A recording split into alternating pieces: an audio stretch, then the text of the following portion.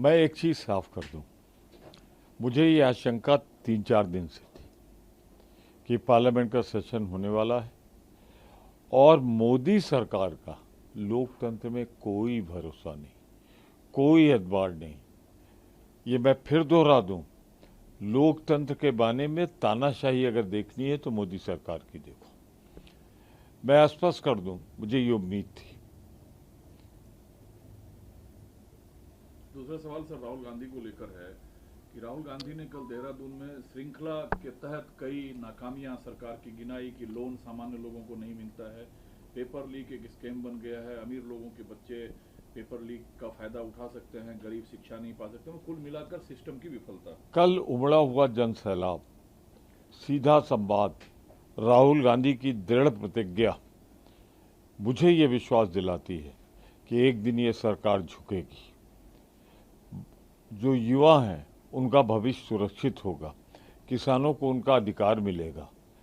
मेरा एक सोनम वांगचुक जी से भी निवेदन है कि जो रास्ता राहुल गांधी ने अख्तियार किया है जन आंदोलन का, जन जागरण का, उसमें शामिल हो। अनशन उस सरकार के खिलाफ होता है जिसका लोकतंत्र में विश्वास होता है। भूल जाइए अपने पिता का वक्त जब कांग्रेस ने उनका अनशन समाप्त कराया था, सम्मानपूर्वक कराया था। तो मैं सिर्फ इतना कहना चाहता हूं, मोदी सरकार के खिलाफ अनशन करने से नहीं, बल्कि राहुल गांधी का जो रास्ता है जन आंदोलन, किसान का आंदोलन, इसके माध्यम से आगे बढ़े। सर संघ पर लगातार कांग्रेस पार्टी हमलावर रहती है कि संघ का रजिस्ट्रेशन क्यों नहीं। राजनाथ सिंह ने जवाब दिया कि संघ ऐसी संस्था है जो राष्ट्र प्रेम से ओतप्रोत है। माँ से पिता के पुत्र का कोई रजिस्ट्रेशन होता है क्या? जी हाँ, होता है।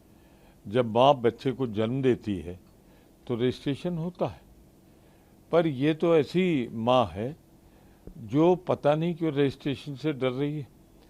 ऐसा कौन सा काम वो करना चाहते हैं जो भारत के कानून के तहत खिलाफ है या खिलाफ है?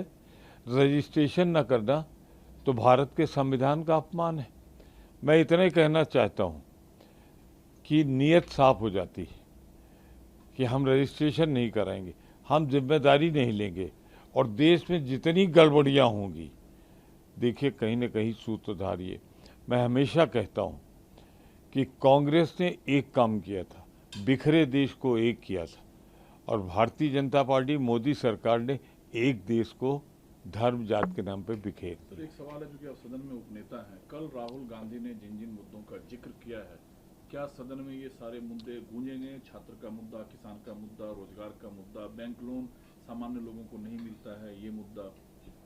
हम लोगों ने ब्रीफिंग की थी, बता दिया था पेपर लीक का मसला उठाएंगे, राम जन्म भूमि में भगवान राम के साथ जो छल विश्वासघात भाजपा ने किया है वो उठाएंगे, किसानों का मुद्दा उठाएंगे। यही नहीं, जनता से जुड़े हुए वो सारे मुद्दे उठेंगे जिससे जनता को कष्ट है। ये हम स्पष्ट कर चुके हैं, लेकिन देखते हैं ये सरकार क्या करती है। हमारा तो तय है, जहां जहां जुल्म वहां वहां कांग्रेस की आवाज। नमस्कार जैन साथियों, 59 साल के सोनम वांगचुक पिछले 21 दिनों से आमरण अनशन पर बैठे हुए थे। अपनी जिंदगी दांव पे लगाकर देश के करोड़ों युवाओं की आवाज उठा रहे हैं। उन युवाओं की आवाज जो 93 पेपर लीक से बर्बाद हो चुके थे, बेबस थे, जिनकी आवाज उठाने वाला कोई नहीं था। भारत के प्रधानमंत्री 21 दिन तक उनसे बात नहीं करते। एक ट्वीट करना भी अनशन खत्म करने की अपील करने के लिए जरूरी नहीं समझते। सरकार का कोई प्रतिनिधि उनसे बातचीत करने के लिए नहीं आता कि आखिर आप क्यों अपनी जान देने पर आमादा है। लेकिन आज अभी जानकारी मिली कि अचानक पुलिस बल वहां पर पहुंचकर जंतर मंतर को घेर कर नौजवानों के ऊपर लाठी चलाकर सोनम वांगचुक को जबरन जंतर मंतर से उठाकर अस्पताल में भर्ती करा दिया गया, क्योंकि 20 तारीख के लिए उन्होंने आह्वान किया था देश की जनता का आह्वान किया था, युवाओं का आह्वान किया था, सांसदों विधायकों को आह्वान किया था कि आइए जंतर मंतर 20 तारीख को हम लोग मार्च करेंगे संसद की तरफ, जहां से संसद का सत्र शुरू होने वाला है। और प्रधानमंत्री को पता था कि आवाज बहुत बड़ी बनने वाली है, इसलिए उन्होंने दिल्ली का पुलिस कमिश्नर बदल के एक ऐसा पुलिस कमिश्नर बिठाया जिससे सोनम वांगचुक को गिरफ्तार किया जा सके। अभिजीत दीपके को भी डिटेन कर लिया गया है, ऐसी जानकारी मिल रही है मीडिया के माध्यम से। मोदी जी, मैं आपको यह कहना चाहता हूं, इतना अहंकार अच्छा नहीं है। सत्ता का इतना अहंकार, हर व्यक्ति पे लाठी चलाओ, हर व्यक्ति पे गोली चलाओ, हर व्यक्ति पे आंसू गैस के गोले छोड़ो, कभी किसान आंदोलन को कुचलो, कभी नौजवानों के आंदोलन को कुचलो, कभी माताओं बहनों के आंदोलन को कुचलो, ये अच्छी राजनीति नहीं है। सत्ता का अहंकार यही नौजवान खत्म करेगा। जिसके ऊपर आज आप लठ बजा रहे हैं ना, यही आपकी सत्ता को उखाड़ कर फेंकेगा। इसलिए मैं देश के युवाओं से अपील करना चाहता हूं, सोनम वांगचुक का साथ दीजिए और अपने आंदोलन को कमजोर न पड़ने दीजिएगा। जय हिंद। बैठे थे सोनम वांगचुक, स्वास्थ्य कारणों से पुलिस उन्हें अस्पताल लेकर गई। देखिए, स्वास्थ्य कारण ये आवरण ठीक नहीं लगता है। ये पुलिस के लोगों को भी ऑफ कैमरा पूछिएगा तो वो भी। मैं तो कल से ही सोच रहा था कि mid tenure commissioner of police क्यों बदले गए दिल्ली में, और आज सुबह मेरी इस आशंका की पुष्टि हो गई कि क्यों बदले गए। लेकिन एक बार कोई चीज़ जब ट्रैक्शन पकड़ लेती है ना, तो किसी एक व्यक्ति को उठा करके या समूह को उठा करके आप उस मसले को नहीं दबा सकते। मसला बहुत बड़ा है और आप उस पर बात नहीं करना चाहते, संवाद नहीं करना चाहते। यह अनशन क्यों था? संवाद के लिए था, और आप संवाद के बदले विवाद का रास्ता ढूंढ रहे हैं, और इसी में पूरा देश बीते 10-12 वर्षों से है। इस परिपाटी को खत्म किया जाए। सर, मुद्दे एक है छात्र, आवाज दो अलग अलग जगह से उठ रही है। कल आपने देहरादून में राहुल गांधी को सुना, उन्होंने आंकड़े गिनाए कि करोड़ों में ऐसे छात्र हैं। वर्गीकरण किया उन्होंने कि दो तरह के छात्र हैं जो अपना जीवन चुन से, एक, अगर आपके पास पैसे हैं तो सारा चीज उपलब्ध है, बैंक लोन का जिक्र किया, नौकरी का जिक्र किया, उद्योग का जिक्र किया। एक तरफ जंतर मंतर पर प्रदर्शन है जिसमें अभिजीत दीपके ने कहा कि ये हम बैठ गए हैं अब, और 20 का जो हमारा कॉल है वो हम करके रहेंगे। नहीं, आप इसको विलग क्यों देखते हैं?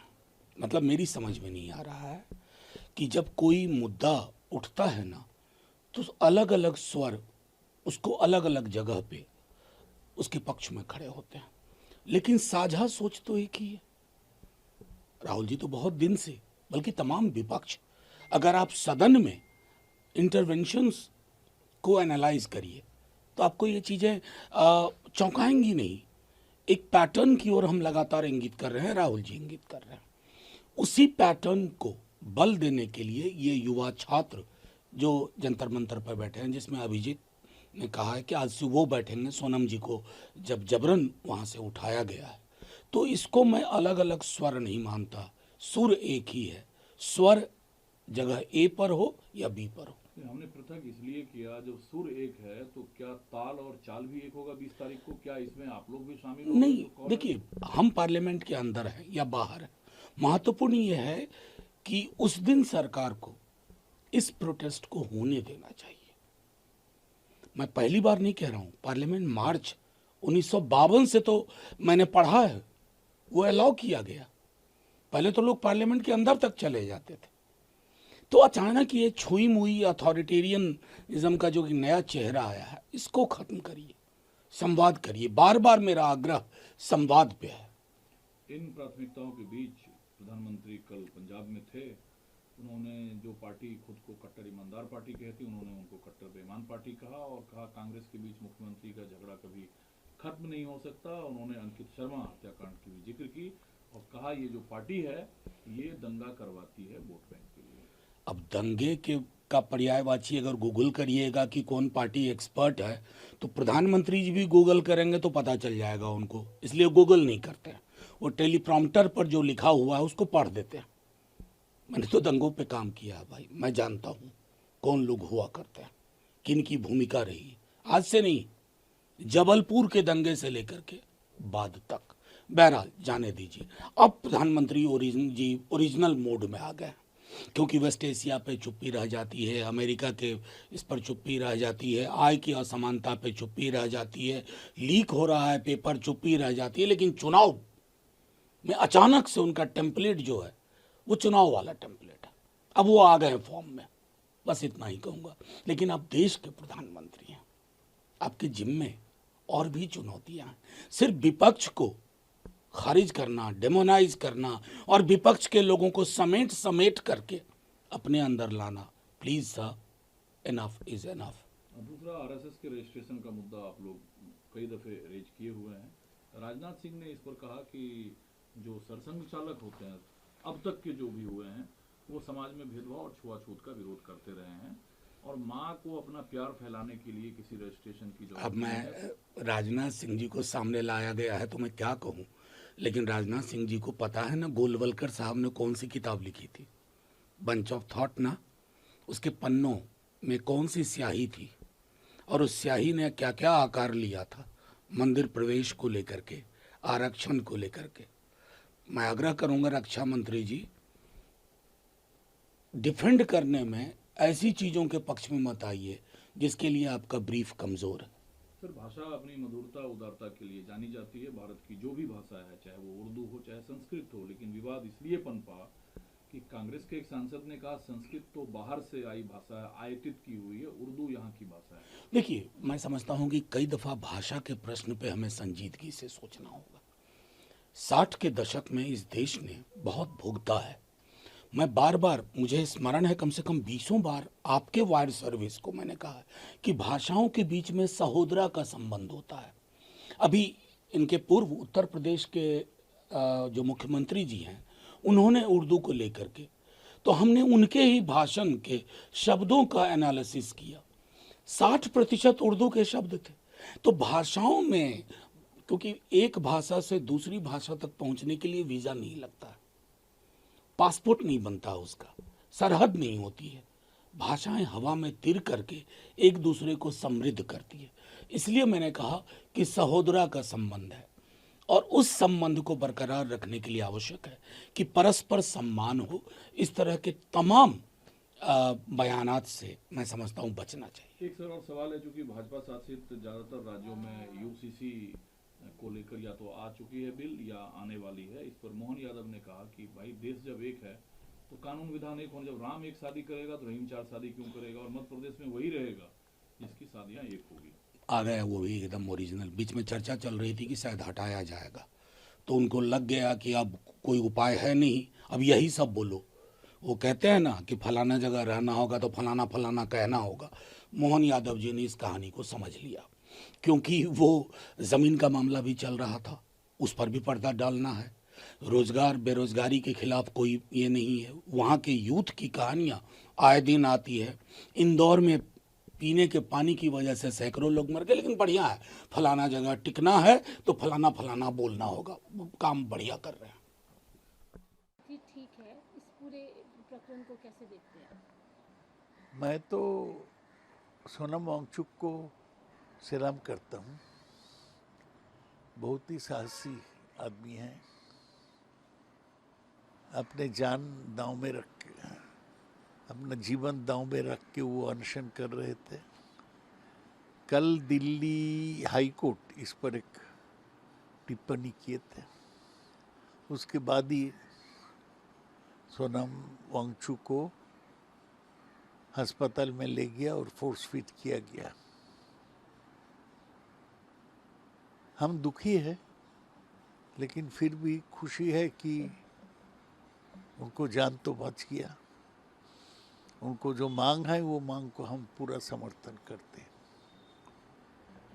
सोनम वांगचुक जो था, पहले ये कहा जा रहा था कि सोनम वांगचुक के ऊपर ही है, लेकिन अब आमिर खान ने कहा कि नहीं, ये उनके ऊपर नहीं है। क्या बोलेंगे इस पे?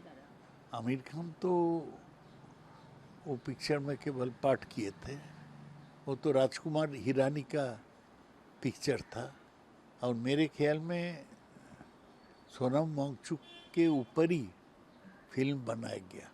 मुझे पता नहीं कि आमिर खान क्यों इसको मानने के लिए तैयार नहीं है।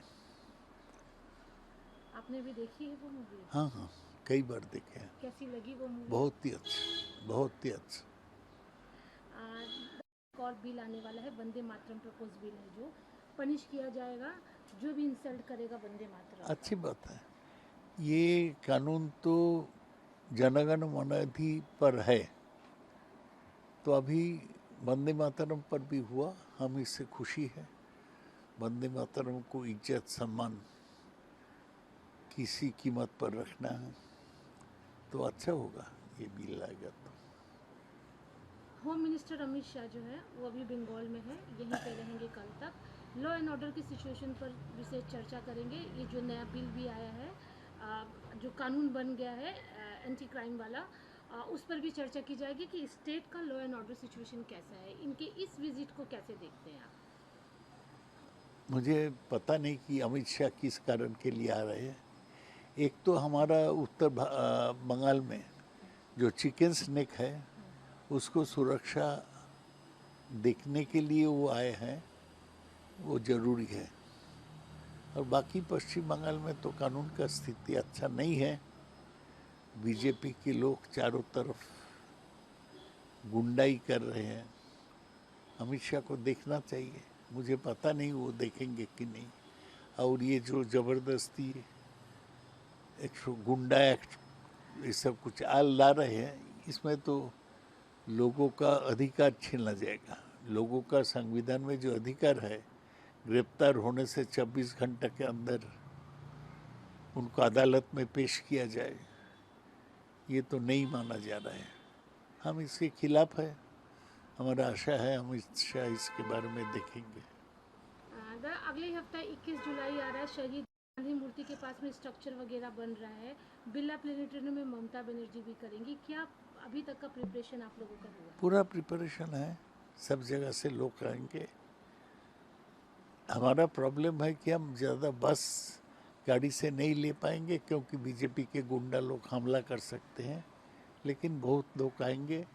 हमारा तैयारी पूरा है, रोज़ हमारा प्रिपरेटरी मीटिंग हो रहा है, सब ठीक है। कोई एस्टिमेट है कि इतने लोग आएंगे? नहीं, ये सब एस्टिमेट नहीं दूंगा। तो एडमिनिस्ट्रेशन से कोई आप लोगों ने हेल्प मांगा है कि लोगों नहीं, को नहीं। आने में कोई प्रॉब्लम ना हो? एडमिनिस्ट्रेशन को तो निर्देश हाई कोर्ट दे दिया, तो हाई कोर्ट जो निर्देश दिया उसी को मान के चले एडमिनिस्ट्रेशन। और ओरा जो আছে ना, जीतो ग्रुप, ओरा कुछ बैच उन लोगों ने शायद बनाया है, कल गए थे तो दिया है। देखा जाए। हाँ,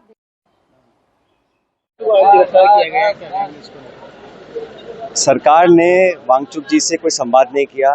जिन मांग को लेकर वो इतने दिन तक हड़ताल पर बैठे थे, भूख हड़ताल कर रहे थे, जिम्मेदारी सरकार की बनती थी कि उनकी मांगों पर गौर करें और जिस मुद्दे को लेकर वो आगे बढ़े थे उसको पूरा करते।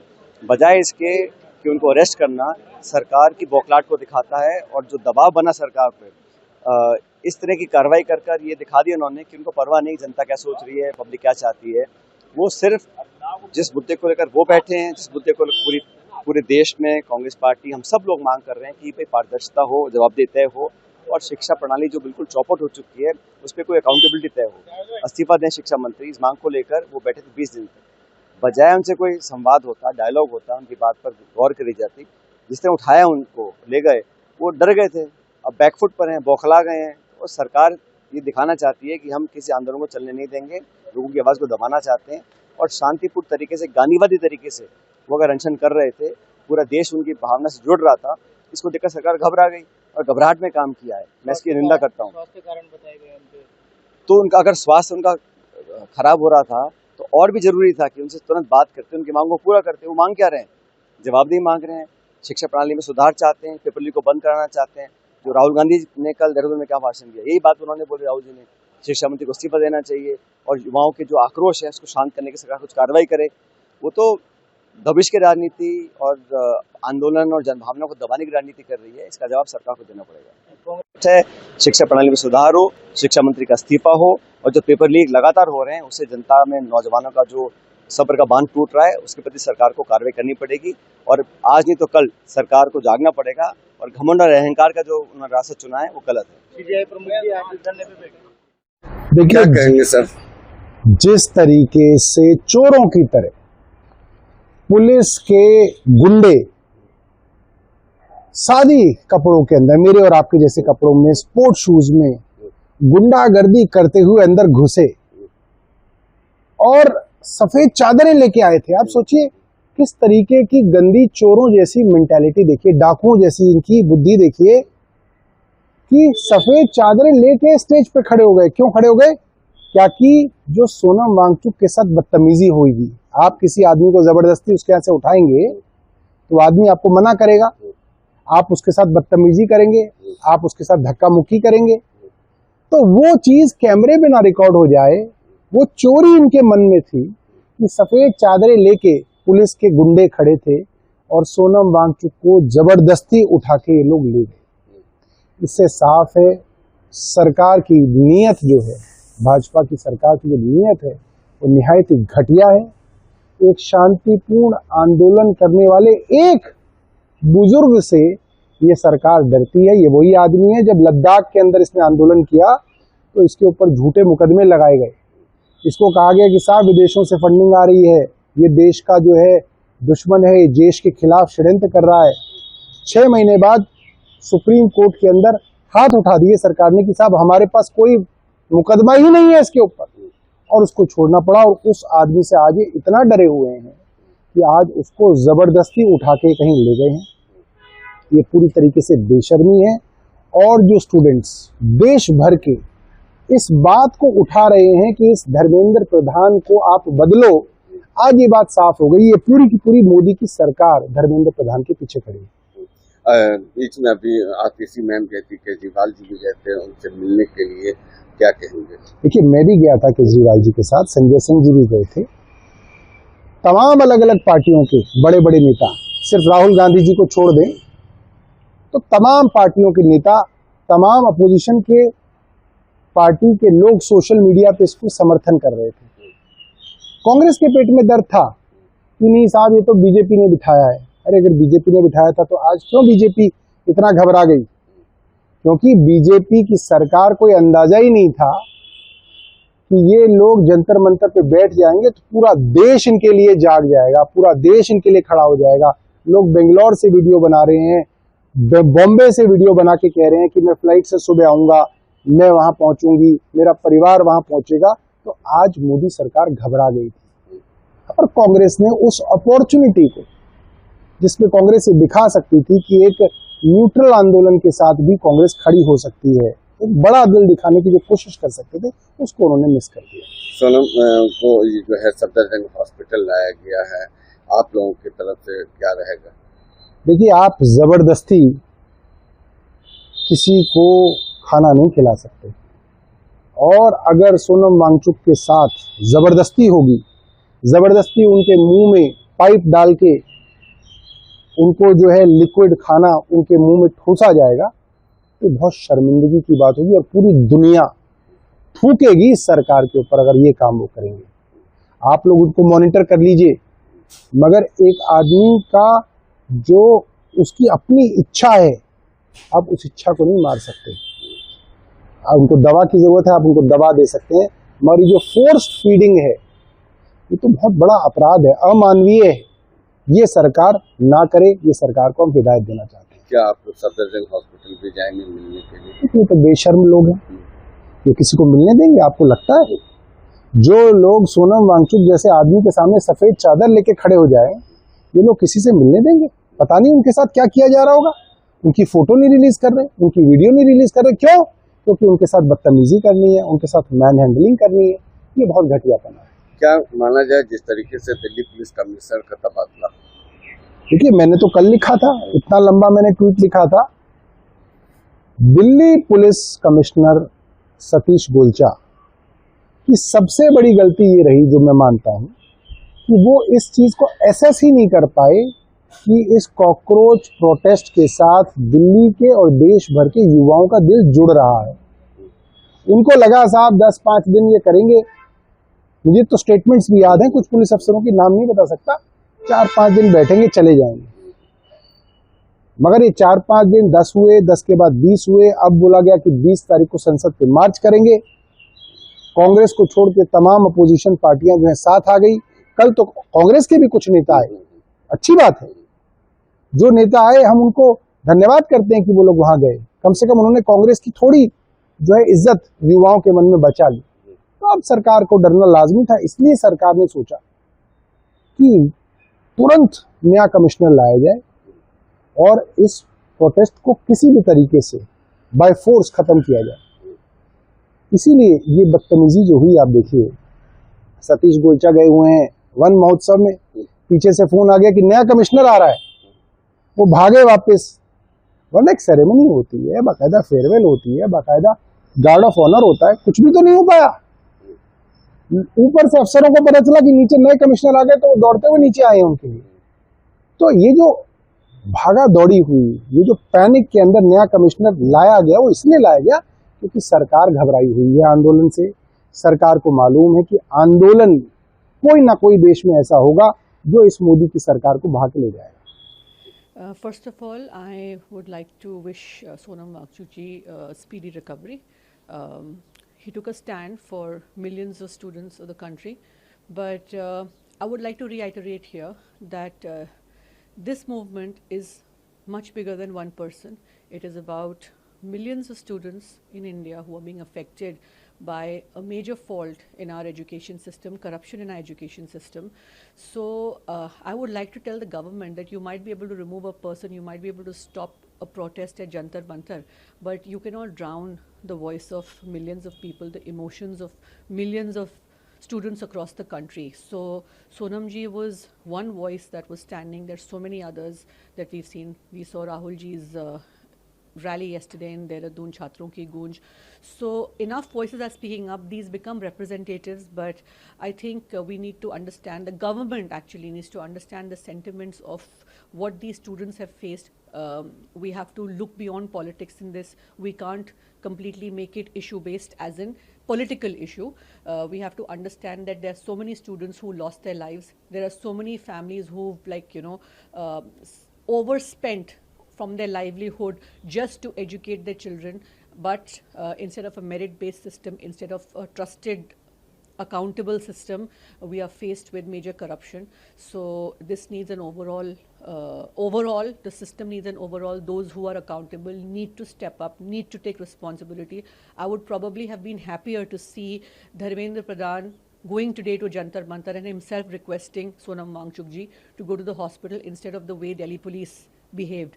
So I think the optics are not correct, but still let this protest not be lost in politics. Let the focus of the issue remain. But yesterday you also visited a place like Jantar Mantar. What you talk with the Sonam Wangchuk?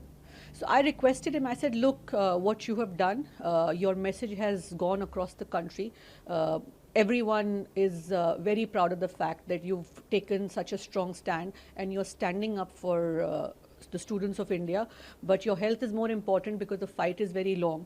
It has to go on. So you need to be okay to keep helping people in this direction. But you know, the New Delhi DCP tweeted and said, on the order of Delhi High Court and the advice of the medical expert, he was admitted to hospital for the treatment.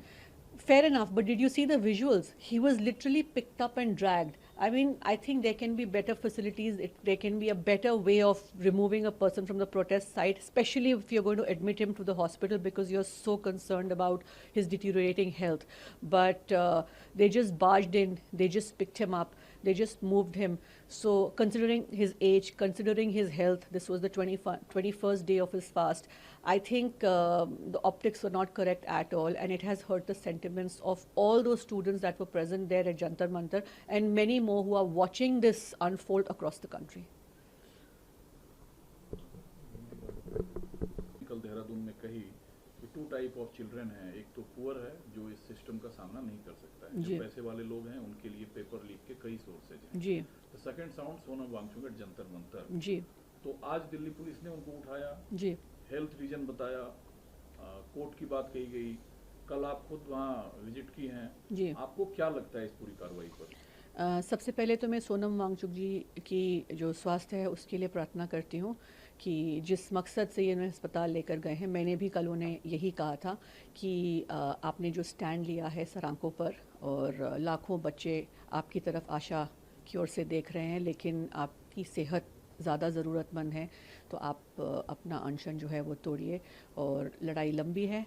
Rahul ji की कल हमने बात सुनी, गरीब बच्चों की बात करी, पर अगर हम अमीर बच्चों की भी बात करें, मेरिट कहाँ गया? अगर अमीर बच्चे भी पैसा देकर इस सिस्टम में घुसने की कोशिश करते हैं तो मेरिट जो मैं कहती हूँ हिंदुस्तानियों में भर भर के है, उन लोगों का क्या?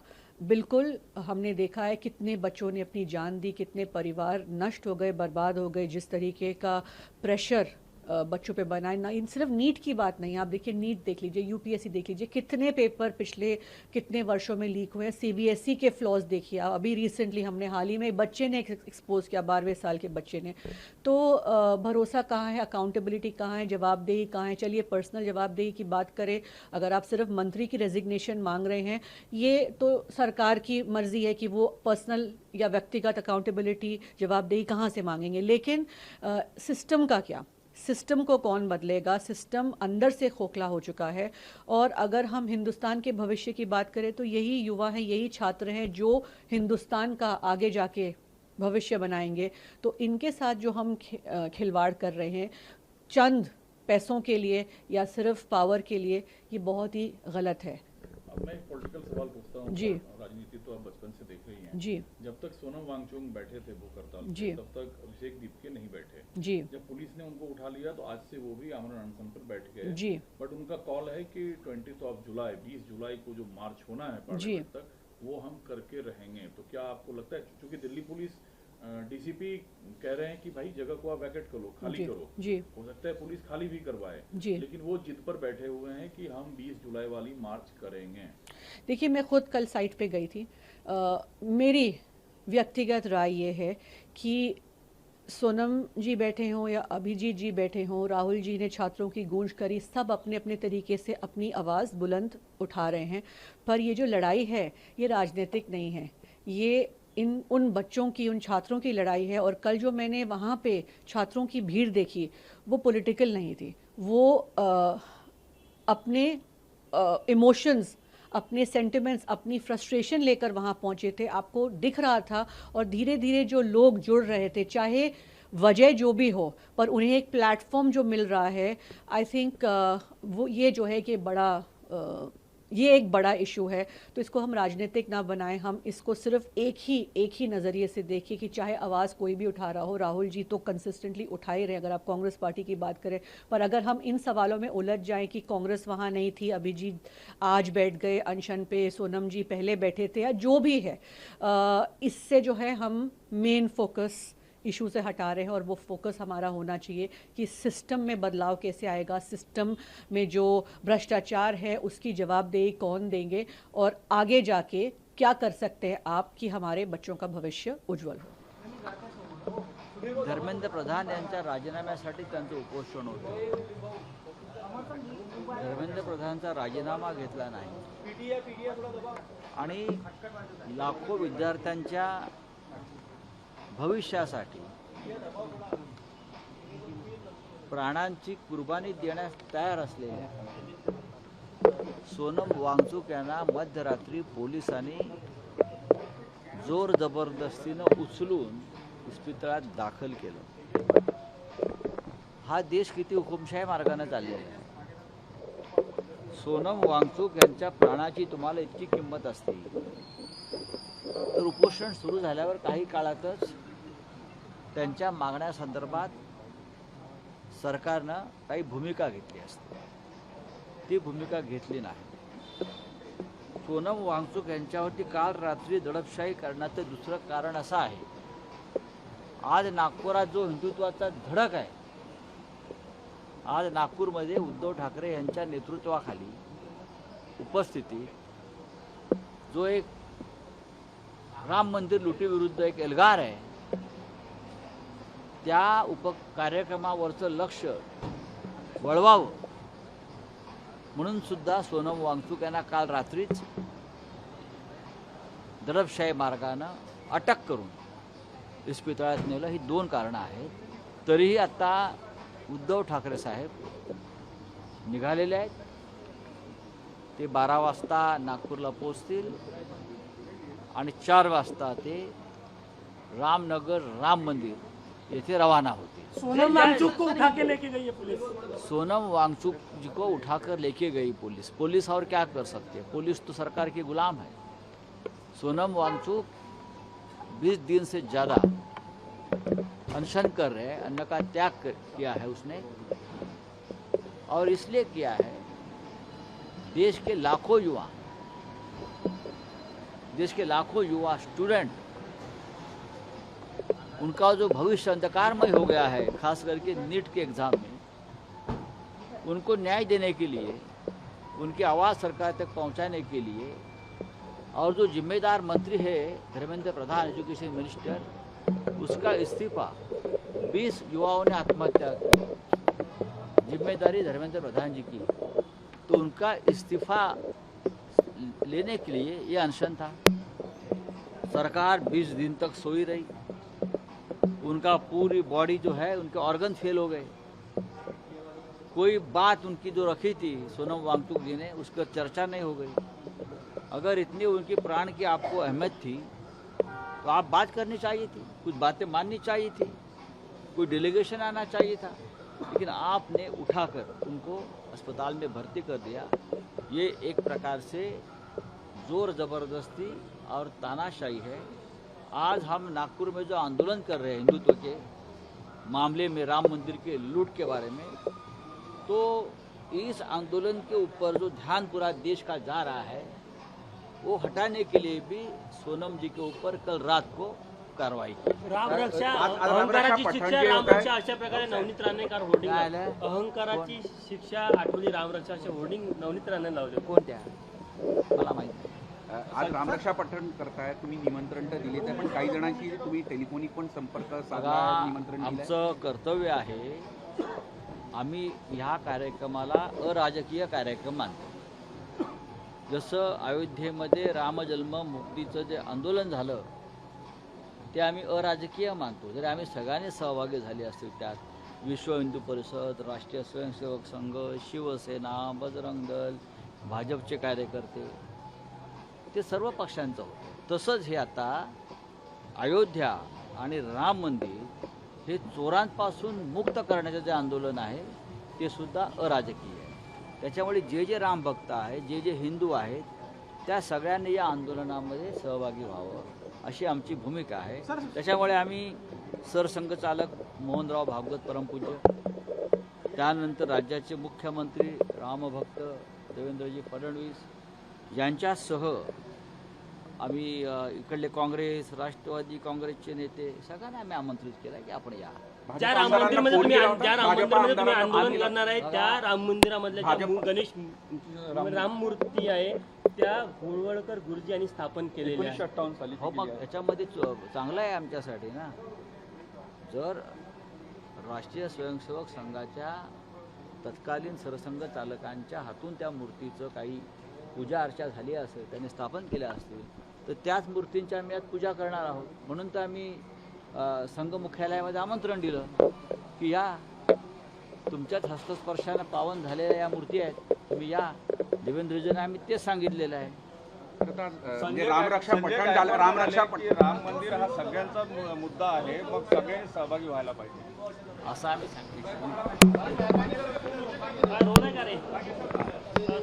सोनम वांगचुक आंदोलन को जिस तरह से सरकार ने दबाने का प्रयास किया है, क्या कहेंगे, कांग्रेस की क्या भूमिका रहेगी? देखिए, सरकार की असली छवि यही है। सरकार ने जिस तरह से आज एक बुजुर्ग आदमी को, इतने दिन से अनशन करने वाले व्यक्ति को जबरदस्ती पुलिस के जरिए उठवाया है, ये बहुत ही शर्मनाक है और मुझे लगता है कि सरकार को संवाद करना चाहिए था लोकतंत्र में, लेकिन संवाद न करके सरकार ने इस आंदोलन को कुचलने की कोशिश की है। राहुल गांधी जी पूरे देश में छात्रों की गूंज नाम से संवाद कर रहे हैं, छात्रों के बीच जा रहे हैं, और जो छात्रों की पीड़ा है, 21 से ज्यादा बच्चों ने आत्महत्या कर ली, लेकिन न तो धर्मेंद्र प्रधान का इस्तीफा लिया जा रहा है, न प्रधानमंत्री कुछ बोल रहे हैं। आखिर प्रधानमंत्री इन 21 बच्चों की मौत के जिम्मेदार व्यक्ति को क्यों थपथपा रहे हैं उसकी पीठ? तुझको कितनों का लहू चाहिए अर्ज़े वतन, कितनी आहों से कलेजा तेरा ठंडा होगा, और कितने बच्चों की मौत के बाद शिक्षा मंत्री का इस्तीफा होगा? पिछले 7 साल में 70 से ज्यादा बार पेपर लीक हो चुका है। नीट में 22-23 लाख बच्चे प्रभावित रहे, उसके बावजूद प्रधानमंत्री जी कुछ सुनने को तैयार नहीं है। और आज इस आंदोलन को जिस तरह कुचला गया है, हम उसकी निंदा करते हैं। सरकार को चाहिए था कि संवाद करे, बात करे, उनका अनशन तुड़वाए।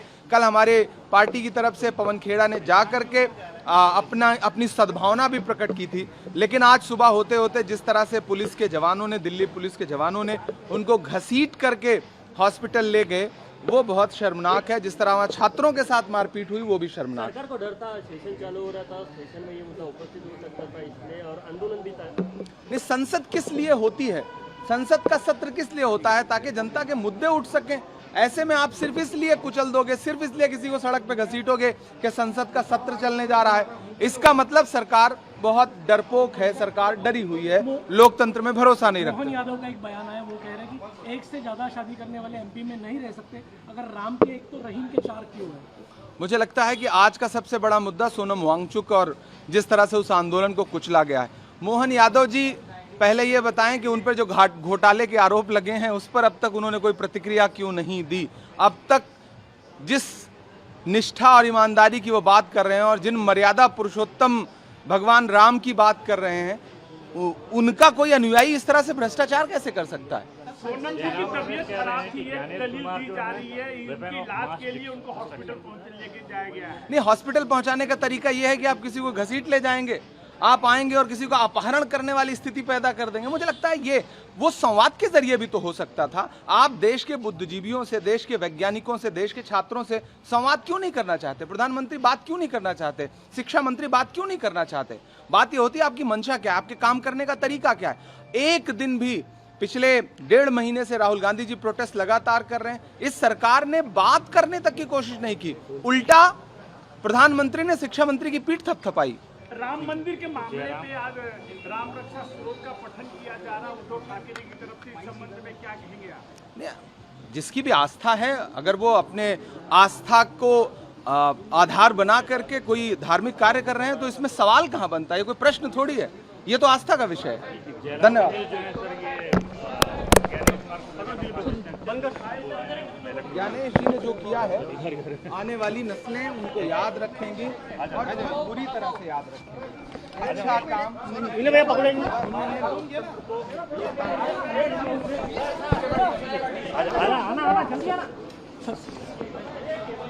सुजीत ये ना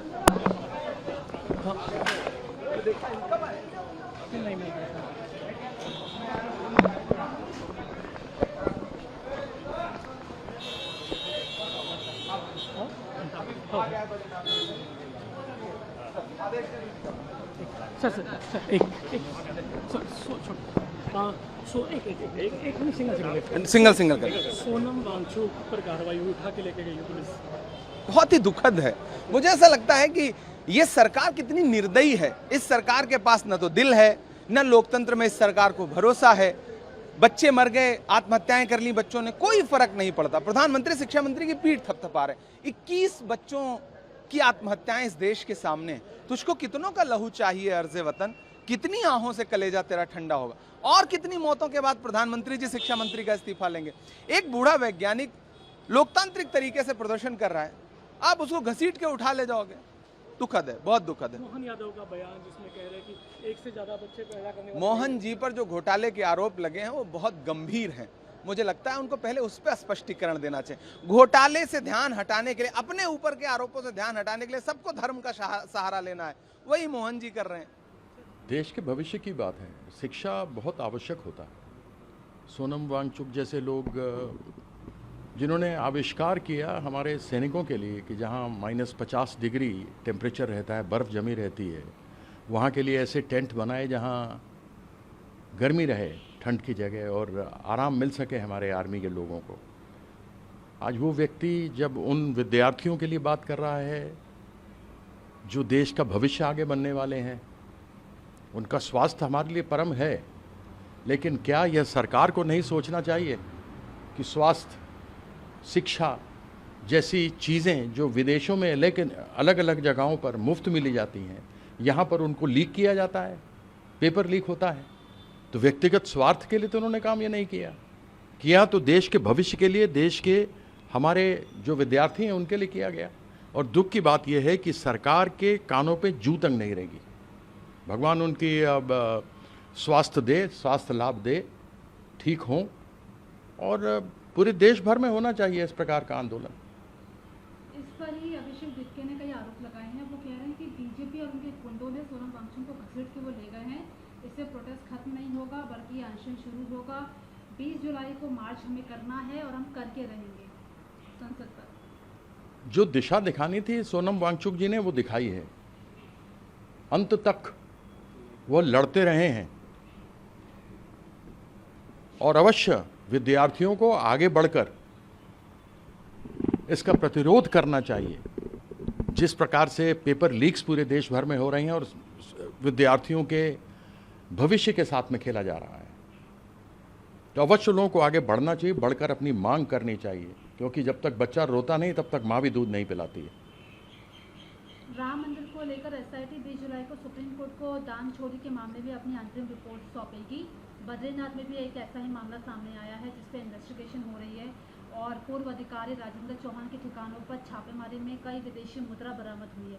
दोनों ही केसेस को आप कैसे देख रहे हैं? बद्रीनाथ हो या अन्य कोई मंदिर हो, राम मंदिर में जो डकैती हुई वह साफ बताता है कि पूरे देश भर के अंदर जो बीजेपी, आरएसएस और वीएचपी के लोगों ने कब्जा किया हुआ है, उससे हमारे लोगों की आस्थाओं के ऊपर चोट पहुंच रही है।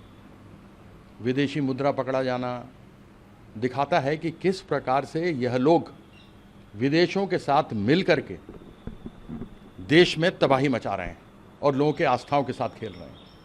टीएमसी की बागी विधायक हिंदू शेखर रॉय, सुष्मिता देव, प्रकाश बराइक बीजेपी के टिकट पर निर्विरोध राज्यसभा के लिए चुने गए हैं और इन्होंने बीजेपी ज्वाइन किया था। अब कैसे देख रहे हैं आप इन्हें? भगोड़े लोग हैं, भगोड़ों के बारे में क्या कहना। गद्दारी करने वाले लोग हैं, जो गद्दारी करते हैं उनके बारे में हम क्या कहेंगे। और बीजेपी के लोगों ने इतना जो काम किया उनको टिकट नहीं मिला, लेकिन मिला गद्दारों को। बीजेपी के पास अपने लोग हैं ही नहीं। लोकसभा देख लीजिए, उसमें 240 में से 100 से ज़्यादा तो नॉन बीजेपी हैं, गैर बीजेपी हैं, जो बीजेपी के सदस्य नहीं हैं। बीजेपी के पास अपने लोग हैं ही नहीं।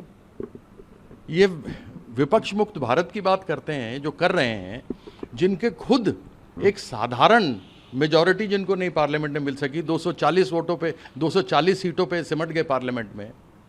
आज देश भर के अंदर इनकी तूती बोल रही है। क्यों? ED, CBI, IT, election commission, इसी की सारी ताकत है जिसके कारण से हो रहा है।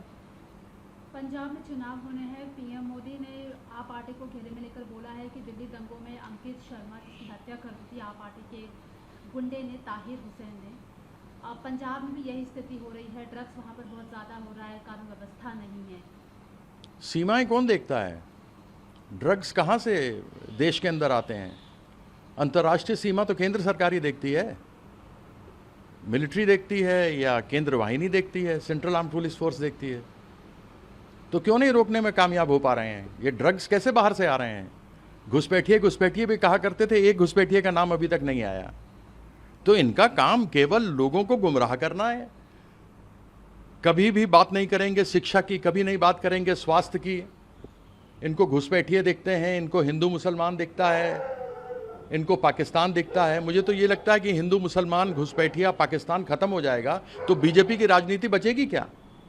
क्योंकि कभी ये महंगाई पे, शिक्षा पे, स्वास्थ्य पे तो बात करते नहीं है। दूसरों के ऊपर कहेंगे, दूसरों के ऊपर इल्ज़ाम लगाएंगे, लेकिन इनके ऊपर जो हज़ारों लग रहे हैं उसका क्या है?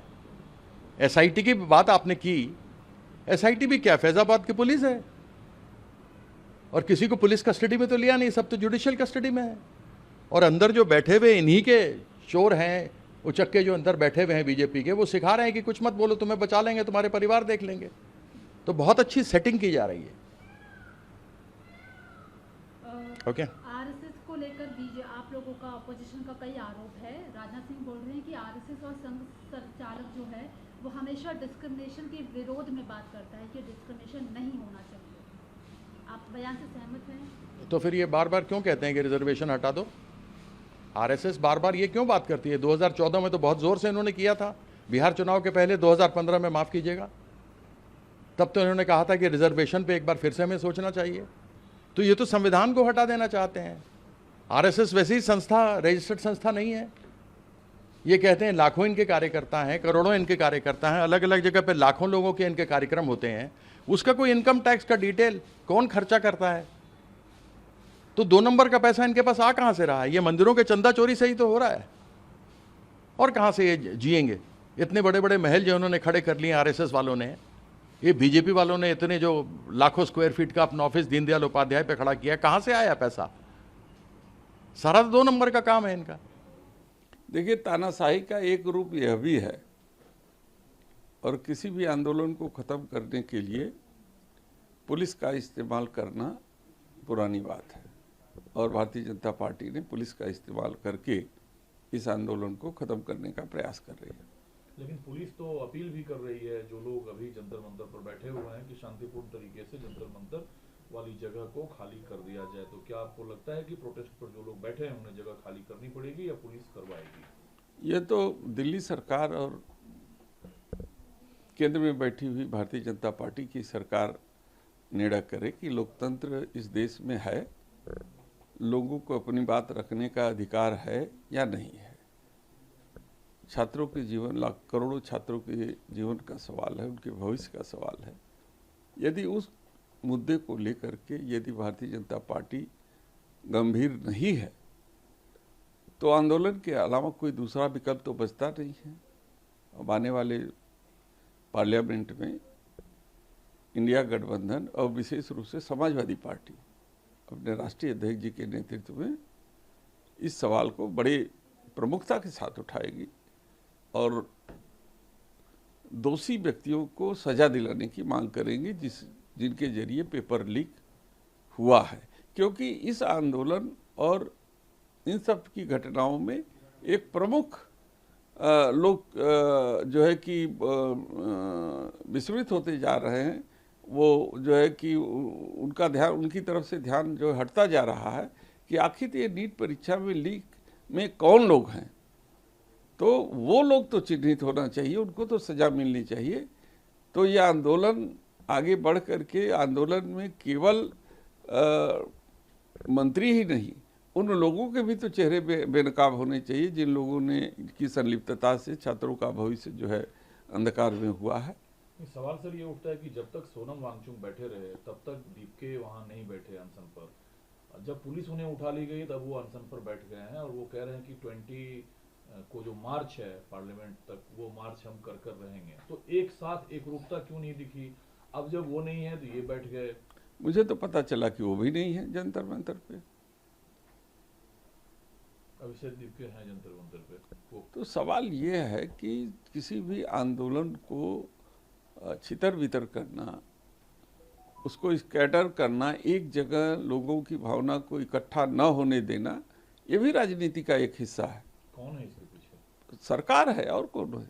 भारतीय जनता पार्टी है, जो रणनीति के तहत इंडिया गठबंधन की मुहिम को हल्का करना चाहती है और तरह तरह के गुट बना करके वो छात्रों को के पूरी ताकत को जो है कि इकट्ठा होने नहीं देना चाहती। लेकिन जंतर मंतर की जो राजनीतिक समझ है वो तब बड़ी हो गई जब वहां आपकी पार्टी से डिम्पल यादव जी पहुंच गए, धर्मेंद्र यादव पहुंच गए। अब जब 20 को मार्च होगा तो क्या जो अपोजिशन या जिसे हम इंडिया ब्लॉक कहते हैं, इनके लोग उस मार्च में शामिल होंगे? देखिए, हम सब जो है कि शुरू से ही छात्रों के भविष्य को लेकर के पेपर, जो नीट के पेपर लीक हुए हैं, उस प्रश्न को लेकर के आंदोलित थे। और उस दिन कई सांसद इंडिया वो जो वहाँ तक पहुँचे और वांगचुक जी से मिले और उनको अपना समर्थन दिया कि हम सब आपके साथ हैं। देखिए, आज जो मुझे मालूम पड़ा है कि सवेरे 7 बजे सोनम वांगचुक जी को उन्होंने ज़बरदस्ती फोर्स के साथ उठा लिया। जो एक प्लानिंग है हम सबकी, पूरे देश की प्लानिंग है। चूँकि 30 दिन तो हो गए ये प्रोटेस्ट को चलते हुए, जो बच्चे इकट्ठे होकर के वहाँ पे अपनी मांग रख रहे थे शिक्षा में सुधार का, उसको 30 दिन हो गए और करीब 20 दिन हो गया सोनम वांगचुक जी को अनशन पे बैठे हुए। तो मुझे लग रहा है कि ये जो घबराहट है मोदी सरकार की कि 20 तारीख को जब पूरा हिंदुस्तान दिल्ली में इकट्ठा होकर के पार्लियामेंट की तरफ जब कूच करेगा, तो उस कूच के डर से आज की ये हरकत की गई है। और जो एक दिन पहले पुलिस कमिश्नर को चेंज किया गया, शायद उनका पहला टास्क यही दिया गया था कि भाई इसको खत्म करना है, लेकिन ये गलतफहमी में है। अब सोनम वांगचुक एक शरीर में नहीं रहा, अब सोनम वांगचुक इस देश का हर आदमी हो गया है। तो जो मांगे हैं वो मंगवा के ही मानेंगे, जो व्यवस्था के अंदर सुधार चाहिए वो मनवा के ही मानेंगे। बच्चों के आत्महत्याओं को हम जाया नहीं जाने देंगे, माननीय मोदी जी को अकाउंटेबल ठहरा के ही मानेंगे। केजरीवाल जी भी गए थे, आतिशी मैम भी गए थी, सभी लोग गए थे। देखिए, हम सब लोग इस प्रदर्शन से कुछ दिन दूर रहे जानबूझ करके, क्योंकि भाजपा के पास एक हथियार मिल जाता कि ये तो किसी पार्टी का है। ये शुद्ध रूप से छात्रों का है, माता पिताओं का है, जिनके बच्चों ने आत्महत्याएं की हैं नीट के पेपर लीक के मामले में। उसके बाद सोनम वांगचुक जी का जब अनशन शुरू हुआ तो उन्होंने साथ दिया इसको। लेकिन मोदी सरकार की चमड़ी इतनी मोटी है, उनको लगा जैसे प्रोफेसर जीडी अग्रवाल, जो आपको पता होगा वो गंगा पुत्र के नाम जाने जाते थे, गंगा जी को प्योर करने के लिए उन्होंने 111 दिन का आमरण अनशन रखा। माननीय मोदी जी ने खुद उनसे प्रॉमिस किया था चुनाव के पहले कि हम ये काम करके देंगे आपको। तो मुझे लग रहा है कि इनकी प्लानिंग वही थी कि सोनम वांगचुक इंडेफिनिट स्ट्राइक पे बैठे रहें, आज नहीं कल तो चले जाएंगे। जब हमने ये होते देखा तो फिर देश के हर पॉलिटिकल पार्टी के, हर सोशल एक्टिविस्ट, हर प्रकार का इलस्ट्रियस आदमी वहां पहुंचा सपोर्ट करने के लिए। उस सपोर्ट के बाद घबराहट पैदा हुई मोदी सरकार में। तो 20 तारीख का जो मार्च है वो तो होके ही रहेगा। मोदी सरकार गलतफहमी में है। इस देश का हर युवा, हर वो व्यक्ति जो देश का भला चाहता है, जो परीक्षा में सुधार चाहता है, जो एजुकेशन में सुधार चाहता है, जो सरकार को अकाउंटेबल ठहराना चाहता है, वो सब आएगा ही आएगा। सफेद चादर में लपेट के ले जाया गया को। देखिए, अब वो किस प्रकार से ले जाया गया वो तो मुझे मालूम नहीं है, लेकिन ले जाया गया ये कंफर्म्ड है। और मुझे मालूम पड़ा कि वहाँ पे मारपीट भी हुई है, वहाँ पे लाठी भी चले हैं, लाठी चार्ज भी हुआ है। बहुत दुर्भाग्यपूर्ण है। डिक्टेटरशिप का एक अव्वल नंबर का उदाहरण है ये, इस प्रकार की हरकत वहाँ पे की गई है। इसकी मैं गहरी निंदा करता हूँ और पूरा देश निंदा करेगा।